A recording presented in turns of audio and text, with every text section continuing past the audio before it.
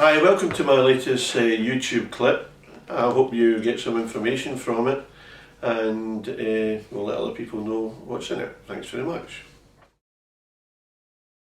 The Plenty scandal's been in this place quite popular for people to talk about and have an opinion on.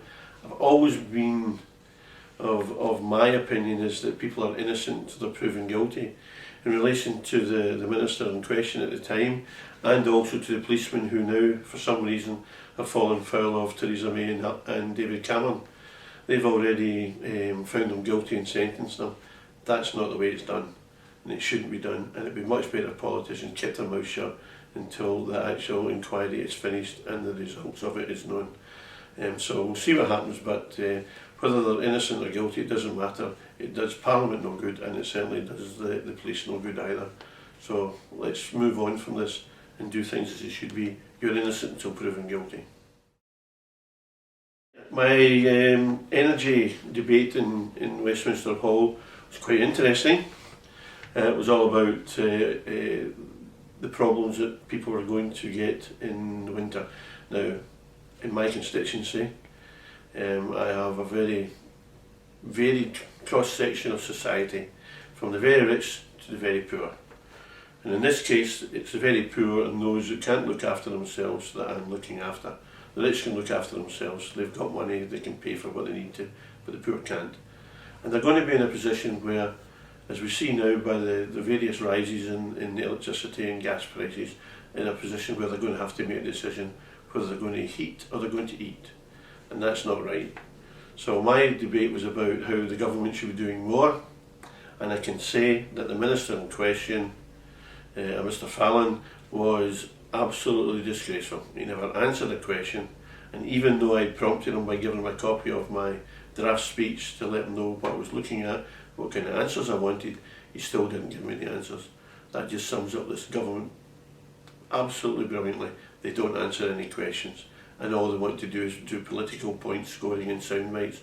They really do have to sit and look and see what real people are doing and how real people are suffering in sometimes not their policies but other people's, and what they need to do to save these people. So that's what it was all about. The visit we did to the BBC to look at the World War I centenary project that they've got is an interesting one. As you know, on August the 4th next year, I believe, will be the centenary of the First World War starting. And over the coming 4 years, leading up to the 11th hour of the 11th day of the 11th month of 1918, when the war started, finished, then we'll get to the end of this project. The project is really a running commentary on what happened at that point in time, why we went to war, and what happened during those 4 years, and how basically life in the United Kingdom changed, and where we were at the end of it, and where in effect this country would be never the same again. Poor would never be the same, the rich would never be the same, and that politics and democracy really took off from that point on. And the BBC are going to do an excellent job on this now. What we're trying to do is to show people that smoking is not smart, it's not good, it does affect your health, and in effect could shorten your lifespan. And the packaging shows pictures of basically people being operated on or nasty things to do with smoking. It's not like plain packaging, as in everybody thought when they talked about that it was just going to be a white packet. It would mean nothing. There'll be the usual slogans of smoking can kill and all these things. So I think this is a good amendment. I believe that that kind of coverage on the cigarette packets is useful, particularly for young people, to see that this is not a clever thing to do and a smart thing to do.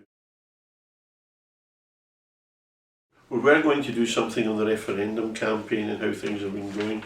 I'm going to do that next week, because I believe that in itself, particularly for Scottish people, is very important. I look forward to talking to you next week about the referendum.